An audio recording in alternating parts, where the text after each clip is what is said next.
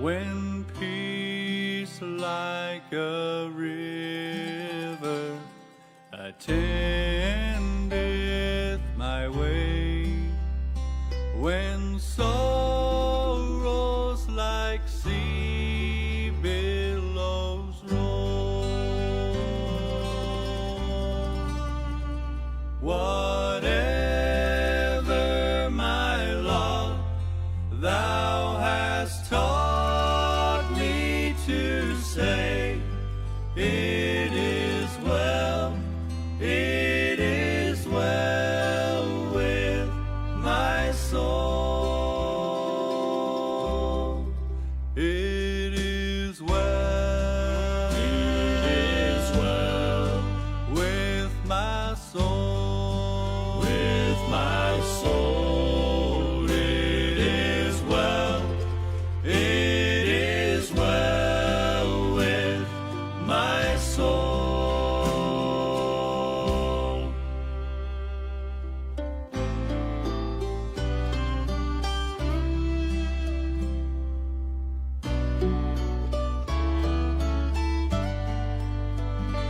Though Satan should buffet, though trials should come, let this blessed assurance control, that Christ hath regarded my helpless estate, and hath shed his own blood for my soul. It is well with my soul, with my soul. It is well, it is well with my soul. My sin, oh, the bliss of this glorious thought. My sin, not in part, but the whole, is nailed to the cross, and I bear it no more. Praise the Lord, praise the Lord, oh my soul. It is well, It is well with my soul, with my soul. It is well, it is well with my soul. It is well, it is well with my soul.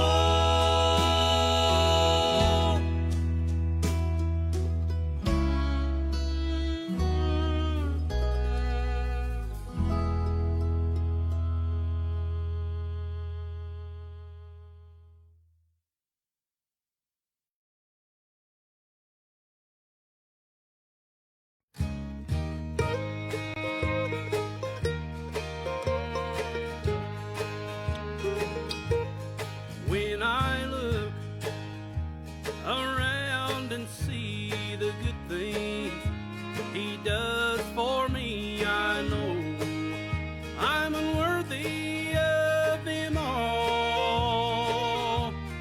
For His blessings He freely gives, I owe my life to Him. I've got so much to thank Him for, and I've got so much to thank Him for, so much to praise Him for. Well, you see, He has been so good to me.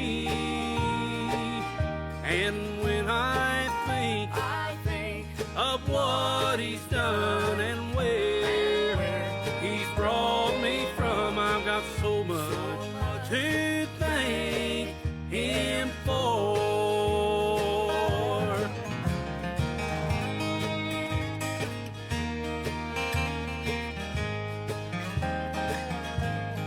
Now sometimes while on this way I kneel, I stop and say thank you, Lord, for all you've done for me. One day I'll reach sweet heaven's shore. Oh, please let me kneel once more. I've got so much to thank him for, and I've got so much to thank him for, so much to praise him for. Well, you see, he has been so good to me. And when I think of what he's done and where he's brought me from, I've got so much to thank him for. Yes, when I think of what he's done and where he's brought me from, I've got so much to thank him for.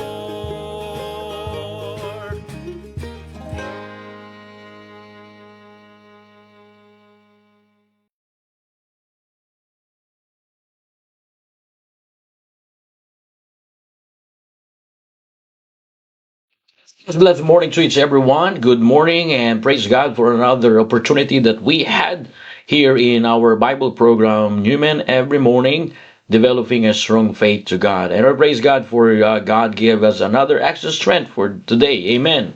At salamat sa Panginoon na tayo po ay nagkakasama-sama ngayong umaga. At salamat sa Panginoon sa kalakasang pinagkakaloob niyo po sa bawat isa. At salamat din po sa ating mga panalangin na patuloy po itong ginagabayan ng Panginoon at binibigyan po ng Panginoon ng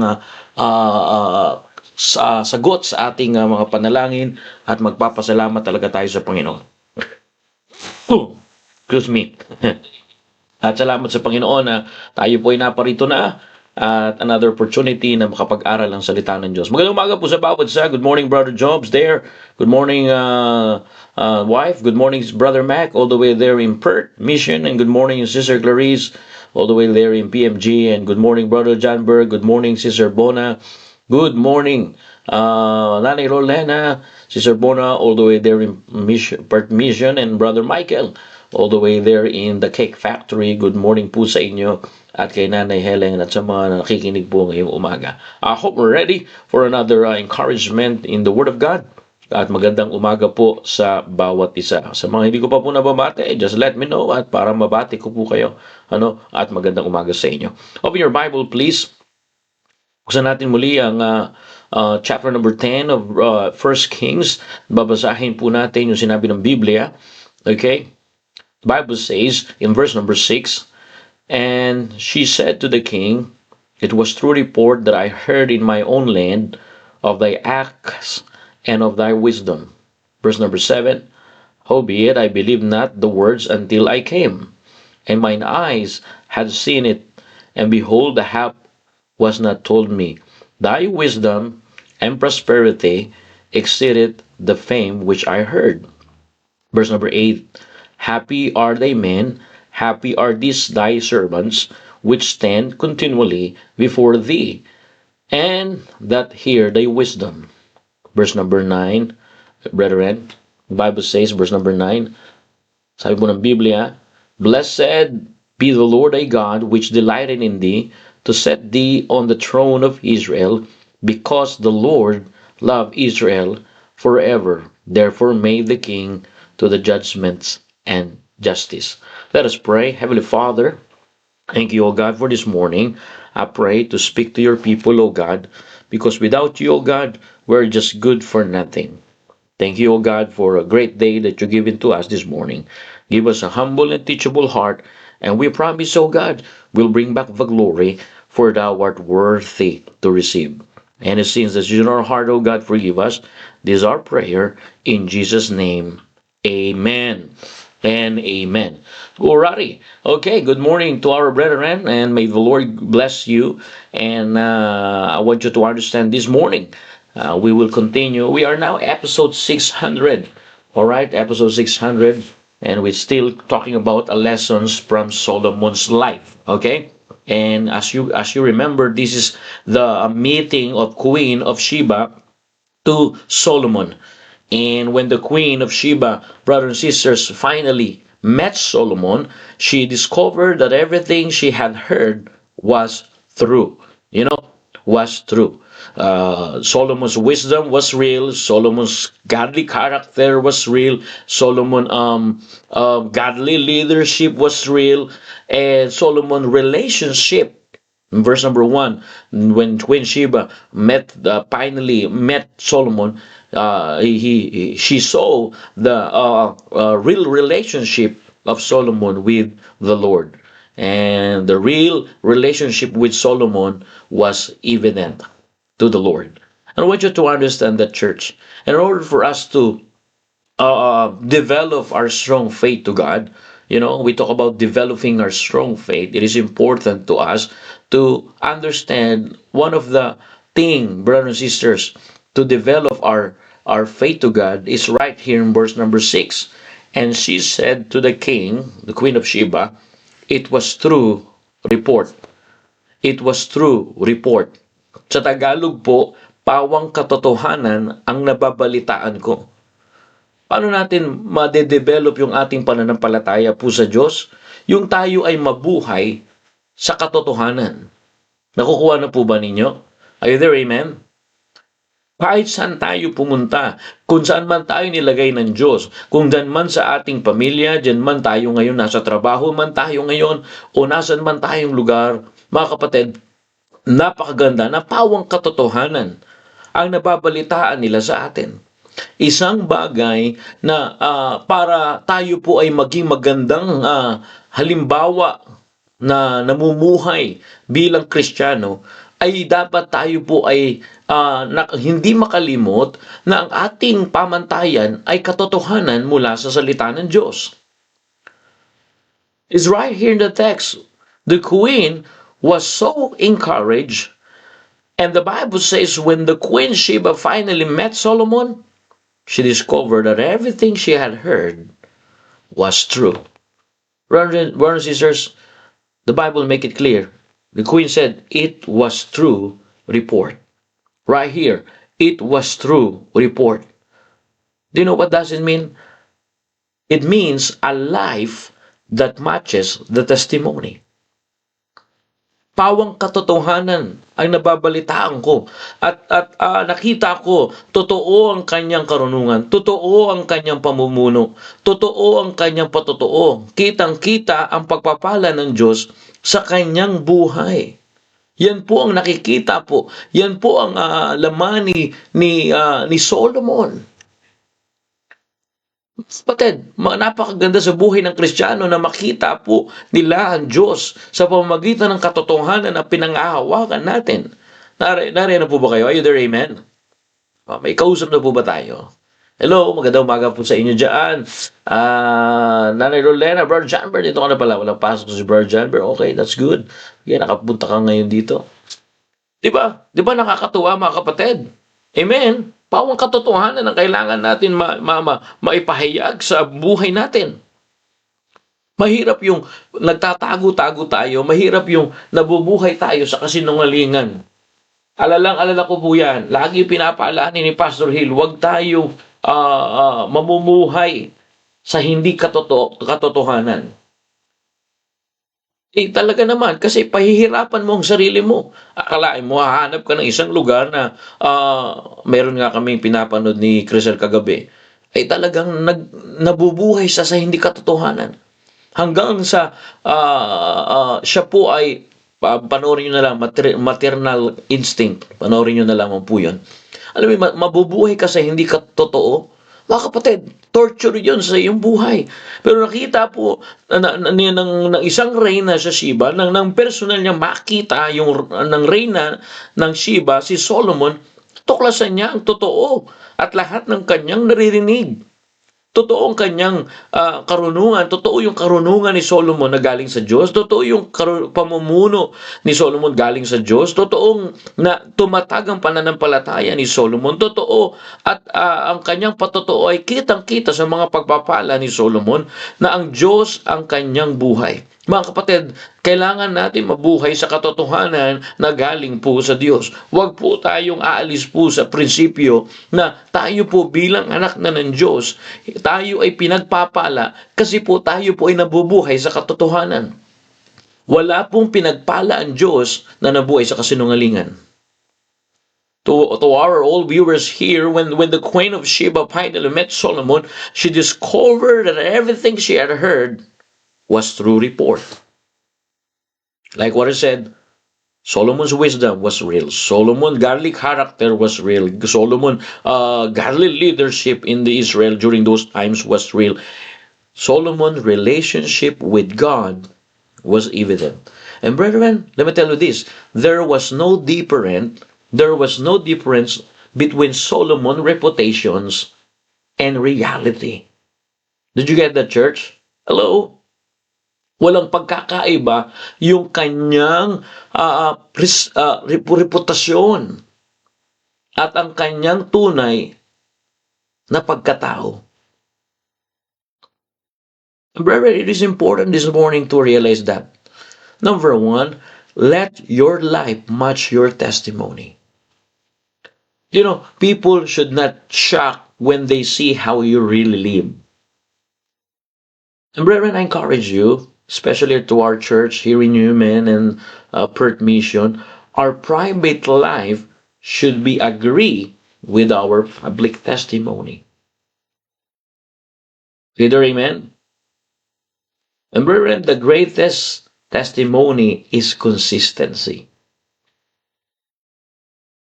Let me say again, the greatest testimony is consistency. You know, God is not looking for performance.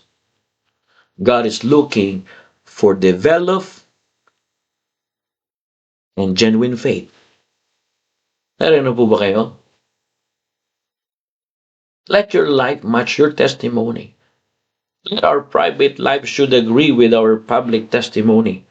Oh yeah, you're good in public, but how about your private? You're good in other families, but how about your own family? Do you have a good life testimony? And like what I said, number one, let life testimony let your life match your testimony. Di po ba? Hindi dapat magulat ng mga tao kapag nakita nila ang tunay mong buhay. Mga kapatid, ang pribado mong buhay dapat tugma sa pampubliko mong patotoo. Kung sa pampubliko mong patotoo sa ibang pamilya ay okay ka, pero yung patotoo mo sa iyong pamilya, lalo na sa iyong mga magulang, ay hindi okay, ay hindi pa tayo lumalago sa ating pananampalataya. Ano po ba kayo? Mahirap naman na ako po ay okay sa ibang pamilya, pero sa family ko po, kay Crisel at kay Zach, ay hindi ako okay. Abay, grabe ako magbigay sa ibang pamilya, pero sa anak ko at sa aking asawa ay hindi ako makapagbigay. Ay grabe ang bait ko sa ibang pamilya, pero sa anak ko at sa asawa ko hindi ako mabait. Ay bihir, ang galing ko magsalita, napaka-approachable ko magsalita sa ibang pamilya, pero kay Crisel at kay Zach, madalas hindi nakakarinig ng magandang approach. Mga kapatid, yung pribado mong buhay dapat tugma po sa pampubliko natin patotoo. Are you there? Amen? Our private life. What I'm saying is, when Queen Sheba finally met Solomon, I hear the text. She said to the king, verse number 6, it was true report. Your life matched your testimony, King Solomon. You're not good only in public testimony. You are super good in private life. how Queen Sheba understood the private life of Solomon. The Bible says Solomon tell everything to Queen Sheba. And the queen, the Bible says, verse number 4, Queen of Sheba had seen all the wisdom and the house that he built. She said to the king, it was true report. That's why it encouraged him to believe the God of Israel. Is that in the text? It is. The Bible says in verse number 9, blessed be the Lord thy God. The queen said to the king, blessed be the Lord thy God, which delighted in thee to set thee on the throne of Israel, because the Lord loved Israel. Imagine, because of testimony of Solomon, it encouraged the queen. Why? Because queen said to the king, it was true report. Pawang katotohanan lamang ang nababalitaan ko. Mga kapatid, hanggat hindi tayo nabubuhay sa katotohanan, to be honest with you, hindi tayo magsasaksid at pagpapalain ng Diyos. Wala pa po akong nakita sa salita ng Diyos na pinagpala ng Diyos ang nabubuhay sa kasinungalingan. Kaya natin ang tao mag-isip, tayo ay nagsisinungaling, pero sa atin, sa pribado nating buhay, alam ng Diyos na hindi tayo nagsisinungaling. Remember, we cannot escape God's eye. Remember, our private life should be agree. That's what the message this morning. Our private life should be agree with our public testimony.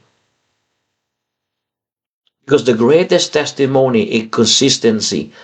Either it's private life or either it's public testimony. Did you get that, church? Amen? Verse number 6, she said to the king, it was true report. Either amen? Hello? Good morning. Nandito na ba sila, Brother Jobs, Brother Well? Ganda po ito, brothers.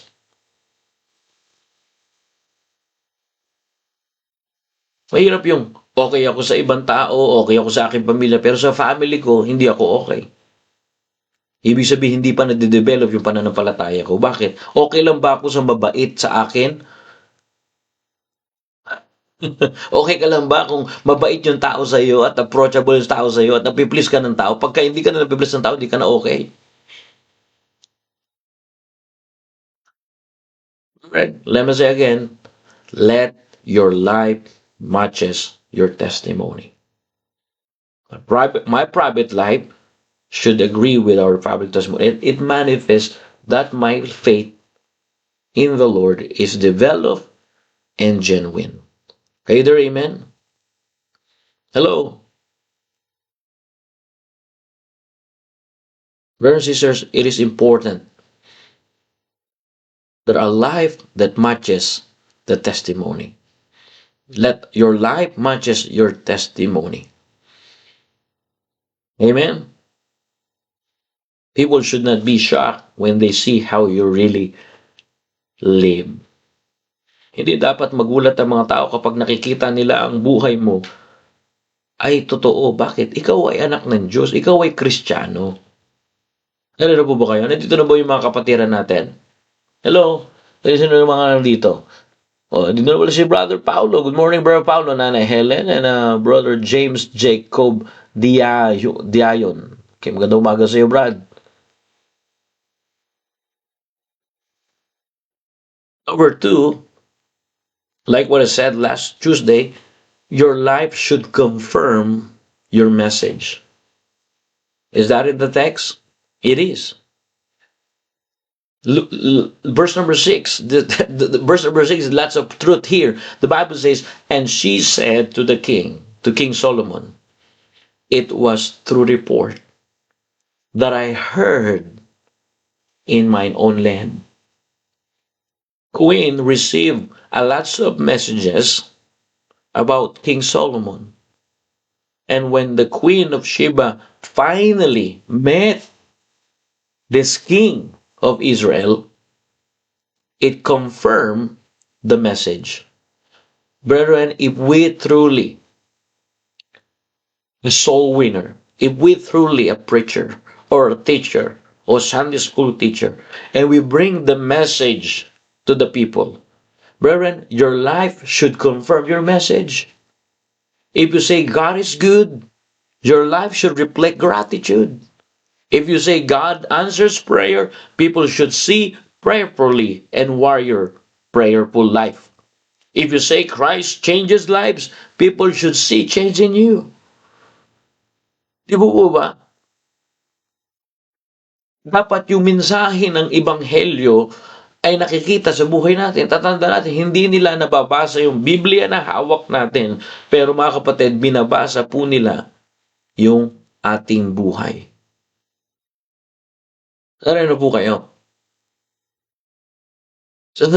Kung sinasabi mong mabuti ang Diyos, bakit ka quitter?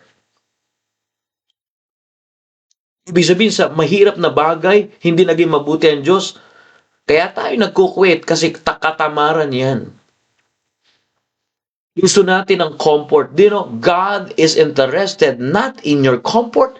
God is interested, church. Listen to this, to our viewer here. You know, God is interested not in our comfort, but in our character.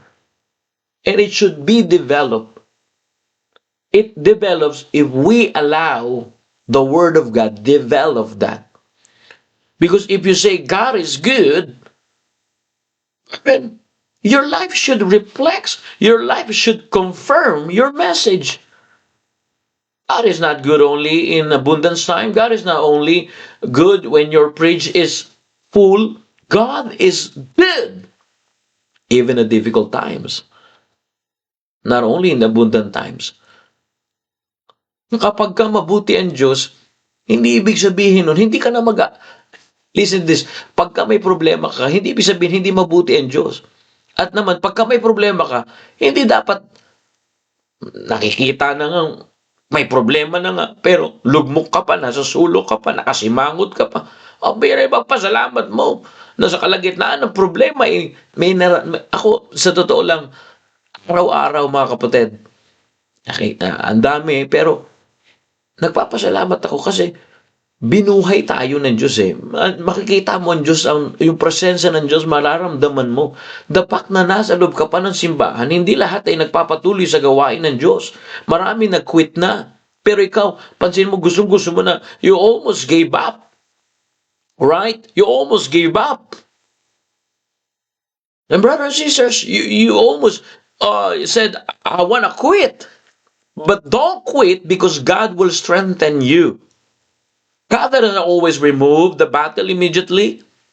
God does not always remove the problem immediately.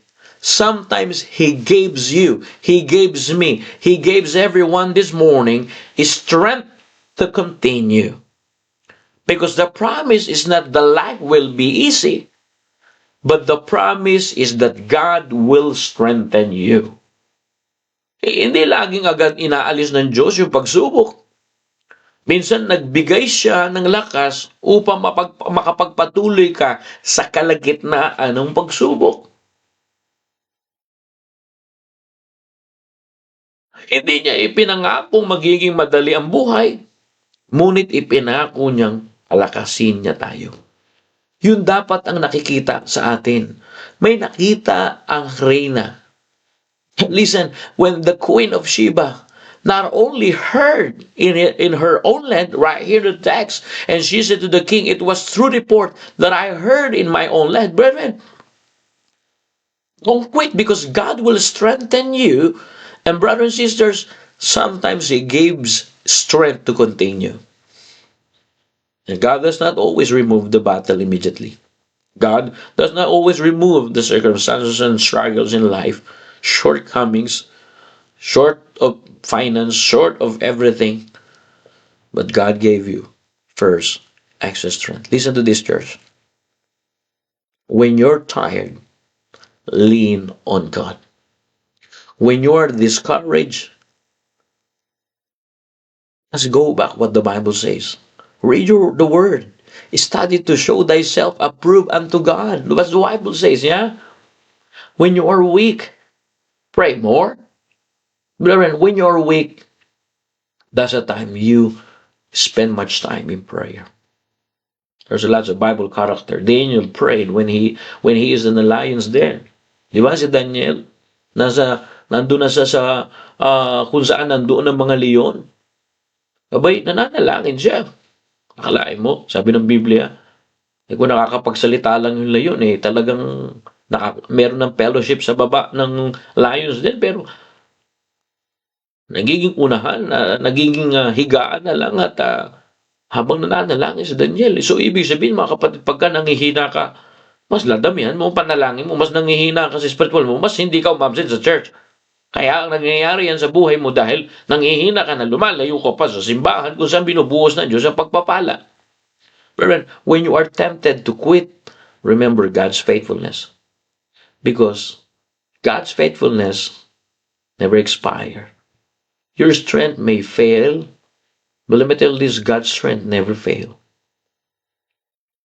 Remember, like what I said, promise is not the life will be easy. The promise that God will strengthen you. Basic. There's nothing new here. It's a Bible program that reminds us it's like a spiritual breakfast this morning. And I want you to understand, don't quit. God will strengthen you. May dumating sa punto na nag-quit na tayo. Yung nakabalik ka, lalo ka makapagpatuloy. Kasi nakita mo na yung pag-quit mo, wala talagang magagawa yan. Di ba, amen? Are you there? Sabi ni Brother John Burr, I'm too far to quit. Di man mag-quit yan. Di man mag-quit to si John Burr.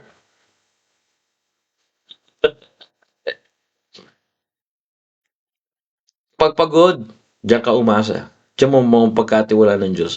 Kapag pinanghihinaan ng loob, yan. Mas damihan mo pagbabasa ng Biblia. Kapag mamahina, manalangin ng higit. Kapag gustong sumuko, ayan, alalahanin ng katapatan ng Diyos sa iyo. Maraming mauubos, maaaring maubos ang lakas natin, ngunit hindi naubos ang lakas ng Diyos. Learn. Your life should confirm your message.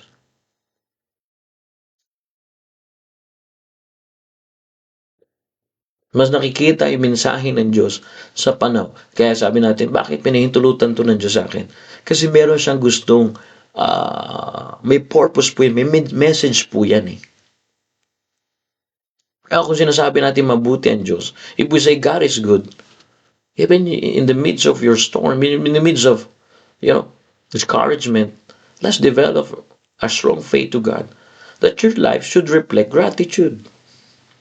Mas magpasalamat tayo sa Diyos. Kung sinasabi natin mabuti ang Diyos, tapos nagre-reklamo tayo, hindi makikita yung message. Aba, pagka nakita si Brother Number, yan ang tunay na, kaya may pinagdadaanan, yan ang tunay na Kristiyano. Nakikita ko sa iyo ang Diyos. Meron na ba nakapagsabi sa iyo? Alam mo, nakikita ko sa iyo ang Diyos. Praise God for that. If someone told you, your life should confirm your message. Your life should confirm the message that you bring.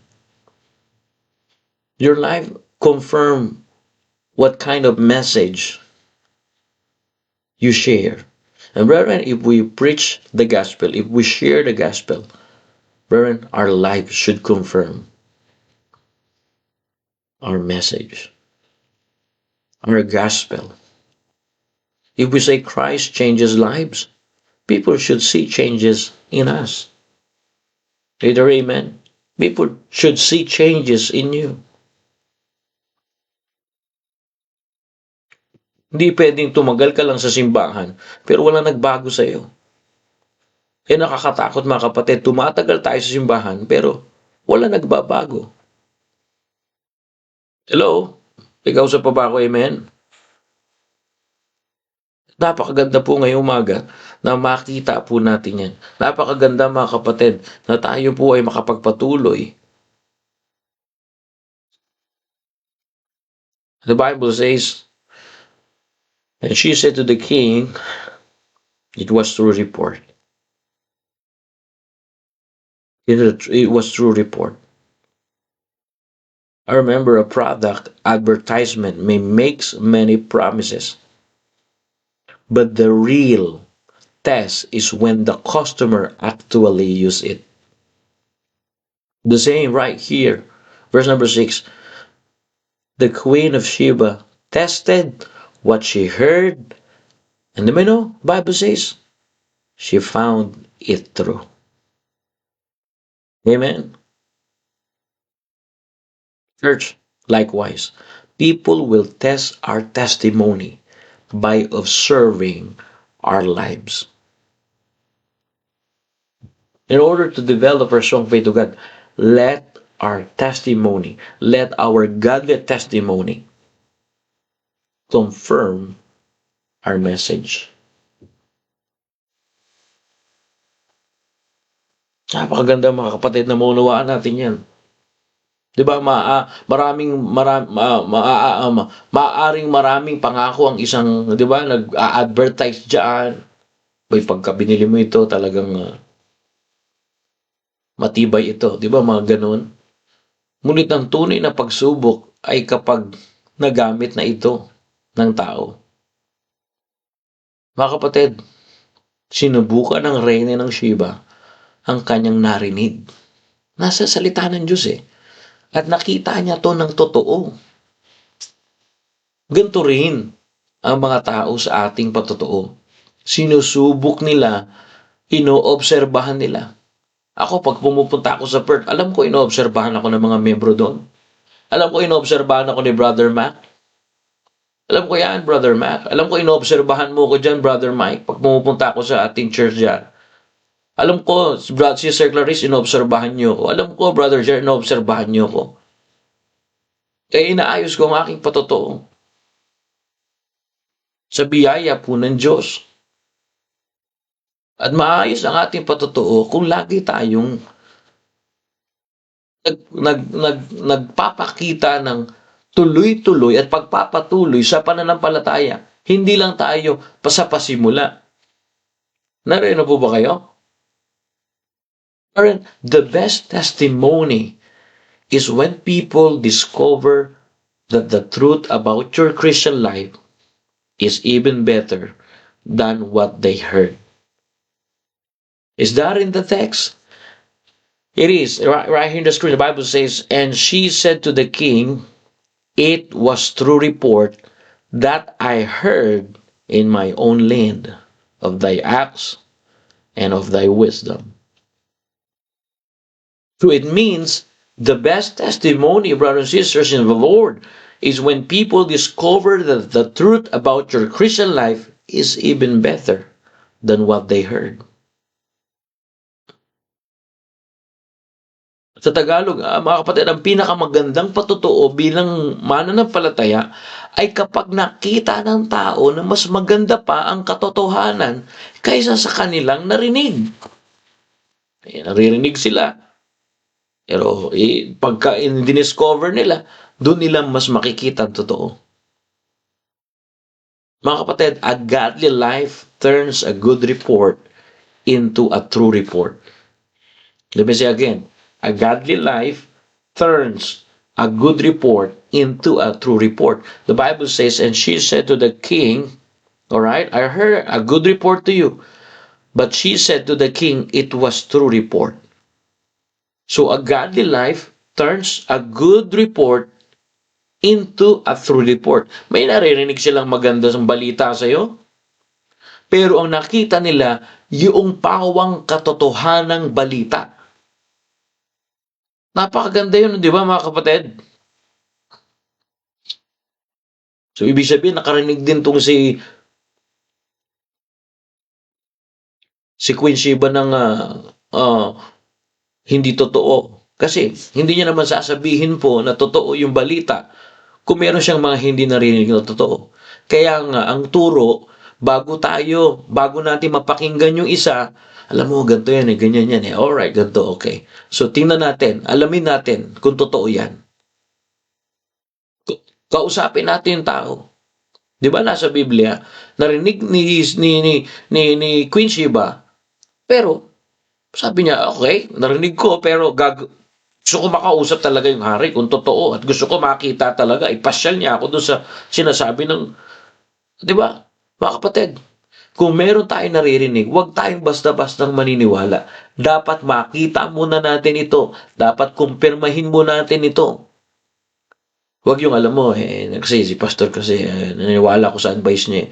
O, ano ibig sabihin nun? May mali siyang sinabi sa'yo. Alright, puntahan mo si pastor. Okay, na-confirm ko yun. Di pala totoo. So, ganun dapat.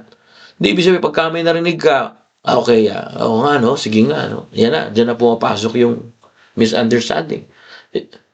Ako, pagka may sinabi sa akin yung membro, okay, sige, okay, napakinggan kita. O, sasaliksikin ko yun, aalamin ko, kumpirmahin ko yung sinabi mo. Bakit? Kasi mamaya, maging carrier ako. Sabi nga ni Pastor, baka maging carrier lang tayo ng mga sama ng loob. Ay, masama kasi loob nito sa kanya. So, ikaw naman, maririnig mo yung sama ng loob niya. May, ikaw na rin masama ng loob doon sa tao na yun. Wala ka namang kamali-malay na siya lang naman may sama ng loob doon. Tapos ikaw, kinukwentuhan niya para maging carrier. Ano po ba kayo? Kaya may confirmation. Kukumpirmahin mo muna yung narinig mo. Makikita po natin dito sa salita ng Diyos. And she said to the king, it was good, it was true report. Wherein your life confirms your message. The best testimony, like what I said, when people discover that the truth about your Christian life is even better what they heard. It's easy to share the gospel, but how about your testimony? It is easy to stand up in the pulpit and preach the word of God, but how about your private life? Is our private life agree in our public life? Brethren, when the queen heard to Solomon, he confirms it, and she discovered it.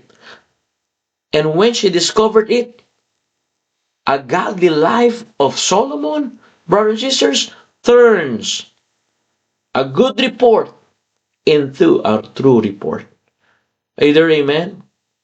Ang makadiyos na buhay ang nagpapatunay na ang mabuting balita ay tungkol sa iyo, ay pawang katotohanan. Ano po ba kayo? Brothers and sisters, let me tell you this. If people investigated your godly life or your Christian life this morning, would they say? Kung susuriin po ng tao ang ating patotoo ngayong umaga bilang mananampalataya, ano kaya masasabi po nila? If people investigated your faith or your life as a Christian this morning or today, would they say it was true report? Or would they discover a difference between your profession and your practice? Let me say again, if people investigate me as a Christian, what would they say? It was true report? Or would they say discover a difference between my profession and my practice? In the same way, church, if people investigate your Christian life this morning, what would they say? It was true report? Or would they discover a difference between your profession and your practice? Kung susuriin ba? Kung susuriin po ng tao ang iyong buhay bilang Kristiyano ngayon, masasabi ba nila na pawang katotohanan ang kanilang narinig? Kung makikita nila ang pagkakaiba po ng iyong sinasabi at ng iyong ginagawa. Brothers and sisters, this morning, live in such a way that your testimony is true. Live in such a way that our testimony or our faith is genuine. Live in such a way that our life points other to Christ, to God. Mamuhay po tayo sa paraang ang iyong patotoo ay totoo. at ang iyong pamumuhay na sa paraang ang iyong pananampalataya ay tunay. Mamuhay sa paraan po na ang iyong buhay ay nagtuturo sa ibang patungo sa Panginoong Hesus. Alright. The Queen Sheba, she said to the king, it was true report. Pawang katotohanan lamang na balita. Ngayong umaga, ano po yung pawang katotohanan na dapat natin ipamalita? Yung dapat nating ipamalita sa tao na may Kristong bumaba, may Jesucristong, may anak ng Diyos na bumaba, naparito sa lupa.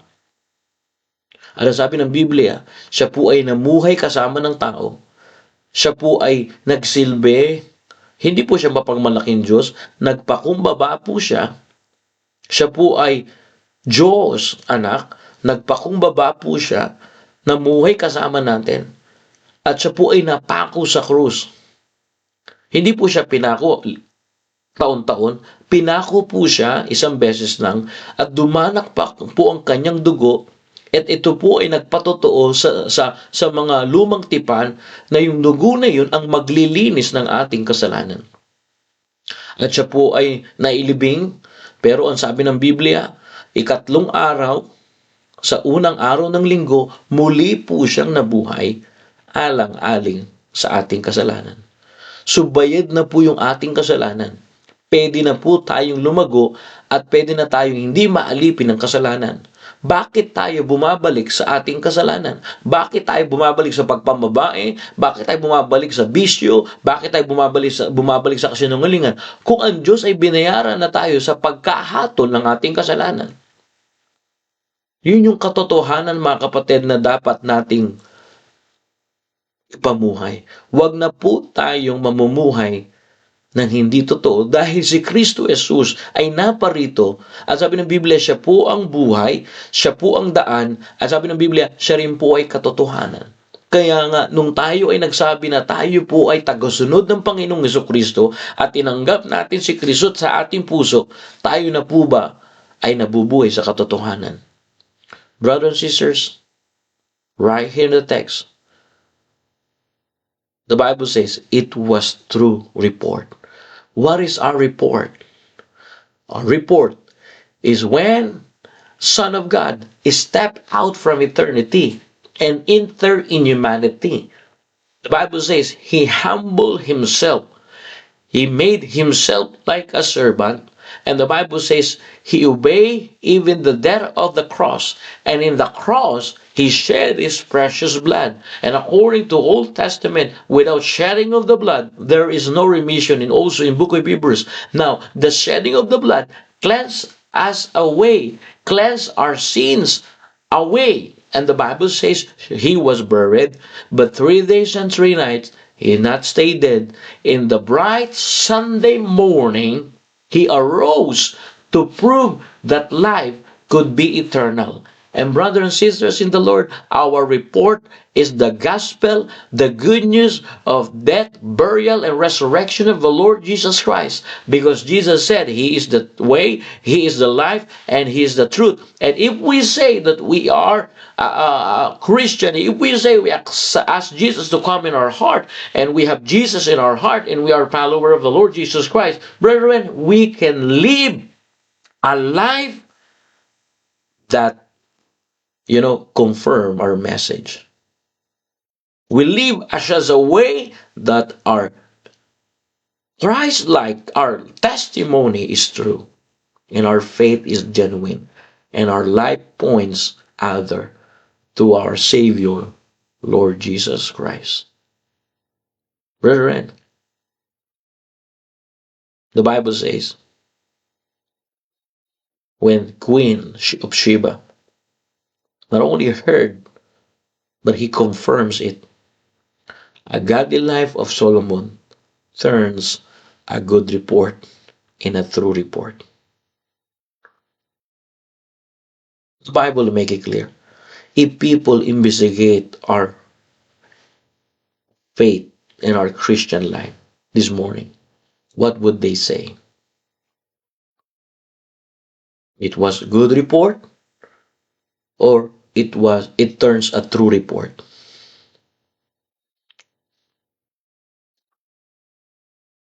Or we discover a difference between what we profess, what our profession, and it could discover different what our practice. Kung susuriin ng tao ang iyong buhay, sa pribado mo at sa publiko mo, ano masasabi po nila? Awang katotohanan o makikita nila ang pagkakaiba ng iyong sinasabi at ng iyong ginagawa? Mga kapatid, live in a Shaza way. Our life confirms our testimony. Our life confirms our message.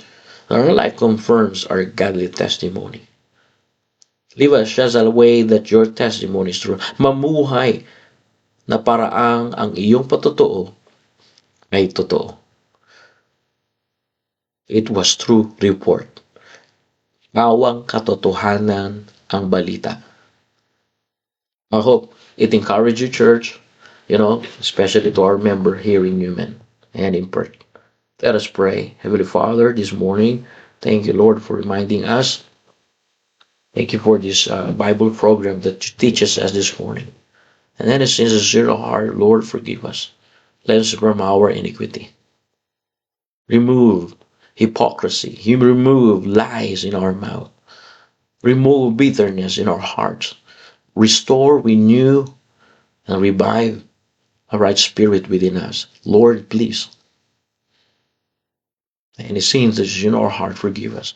And Father, I pray, supply our needs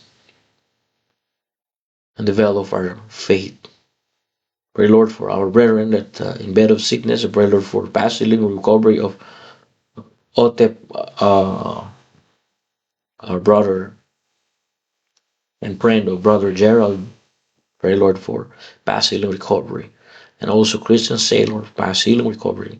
And all those people that in bed of sickness, pray, Lord, for fast healing recovery. Restore, renew all our brethren. I pray also, oh God, for people that don't have food, give them food, not only in physical food, but in spiritual food. And thank you, oh God, for preserving our life, providing our needs, and protecting our family. Any sins that's in our heart, Lord, forgive us. This is our prayer. In Jesus' name. Amen and amen. Alrighty. Thank you very much, church. I hope we get something from the Word of God. And again, church, if people investigate our godly testimony this morning, what would they say? I hope it's just like what happened here when Queen Sheba discovered and not only heard something to Solomon, she said it was true report. Pawang katotohanan ang balita. Mga kapatid, pawang katotohanan lang. Huwag tayong mabuhay sa kasinungalingan. Huwag tayong mabuhay sa isang buhay na hindi naman buhay ng Kristong tinanggap natin sa ating puso. Kung naniniwala tayo na tayo iligtas na at niligtas tayo ng Panginoon sa pagkakaalipin ng kasalanan, bakit pa tayo bumabalik sa buhay na maaalipin tayo ng kasalanan? Dalangin ko, mga kapatid, na tayo ay mamuhay sa buhay ni Kristo. I pray that each everyone here, we can live as a way that glorify God. We can live as a way that our faith is genuine, and live as a way that our life points others to our Savior, Lord Jesus Christ. Thank you very much, Lord, brethren, and thank you so much for our brethren. And I hope we are blessed, and I pray that the Lord will continue to give you extra strength. If you're almost gave up, I know, but just keep on going, because God, don't quit. God will give you strength. Alrighty? Thank you, and don't be depressed. Alright, brethren, God will bless you. Alright? Waiting is the greatest classroom of the Lord. I wait for 8 years. Brethren, I wait for 8 years. And God answers our prayer. I wait for 10 years. that God gave me a child, that we don't need IVF. We need a natural power and moving hand of God in our life. In the same church, it happened to you. God is still working in you. All right. God bless you all. All the glory belongs to Jesus. And thank you so much for listening this morning. Magandang umaga po dyan, Nanay Helen. Good morning. Nanay Lolena. Good morning. All right. Thank you. Okay. Don't be depressed. We are blessed. Okay. God bless you all. See you this evening for our midweek service, New Men in Prayer.